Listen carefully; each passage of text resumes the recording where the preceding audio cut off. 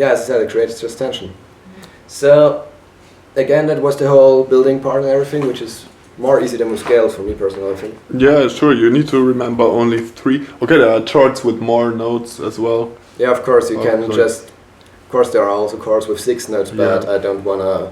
Yeah, no. Just showing you basic stuff here, like basic theory tools you can use. For example, I never used a 6-note chord in side. Yeah, they're more like jazzy chords, but.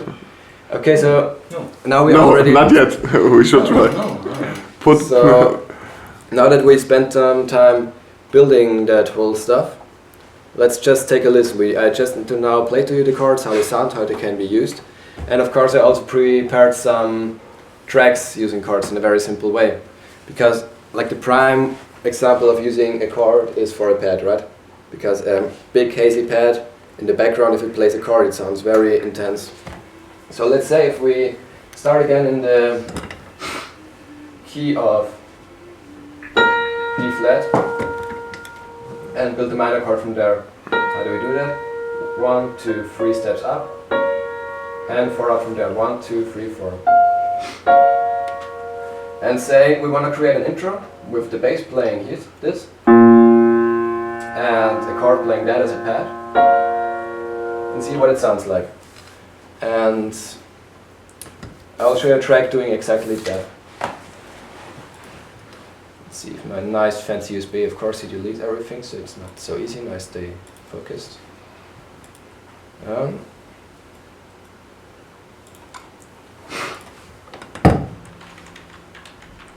don't know how familiar you are with the whole Renegade album by Crazy Astronaut, but everything I explained to you within the past 2 days you can find in use there. And a lot of the time, not much more than I explained to you. Yeah, and like in most of the cases he's relying on one root note for all the tracks, which is I believe B flat, and then only 4 minor chords from the natural minor. He just does simple stuff well. Yeah, exactly. Simple stuff, well done. And that's the whole point with the building sounds, that's the whole point with the Fury stuff. You rather have a few things you can do very well than just a lot of things you can't do properly. Mm-hmm. In my opinion, at least. Yeah. So, I have to find Sorry, I'm thinking through, I have to do that.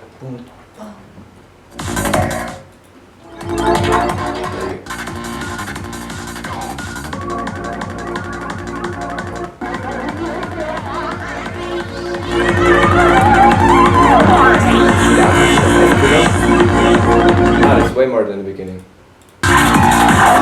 That's the title better. Yeah, I just know the minute, the exact minute where the other one is, where they switch.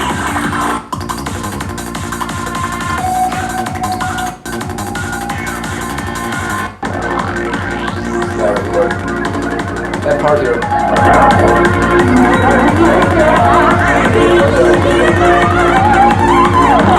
Literally just have the minor chord and the bass playing the root, that's it. It sounds all right. Yeah, like it sounds a little like strings. You can hear it in the background.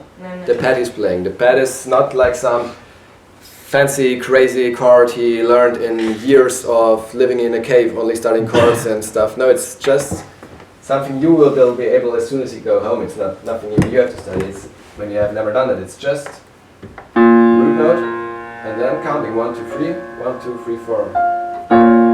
So just building chords from a root note is extremely useful. And it's not so difficult.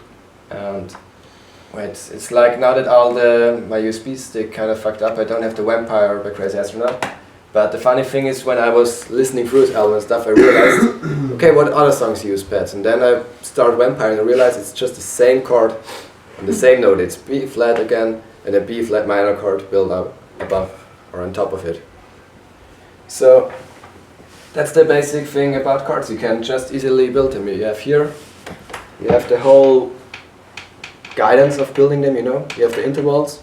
You have here how it starts from a root note so you can check. And there you go. There you just click in those notes on a MIDI keyboard and get to the point. Okay, that's one way of playing those chords simultaneously. The other way, which Costa started before, is using an arpeggio or arpeggiator. So what does that do?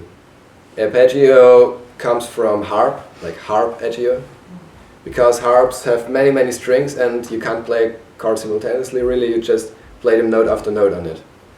And that's what arpeggio means, it's just broken chord. Because if I play a chord like that, or if I play like that, it's from the sense of feeling, from the way of perception, it's the same pretty much. It's the same color, the same effect and whatever. Because in our brain, even if notes are played one after each other, our brain binds them together because we have memory. So the effect and the color stays the same. So you have two ways you can apply chords. You either play it in the classical way of just having those three notes being played at the same time by something that's working with the style, of course. I mean, it's always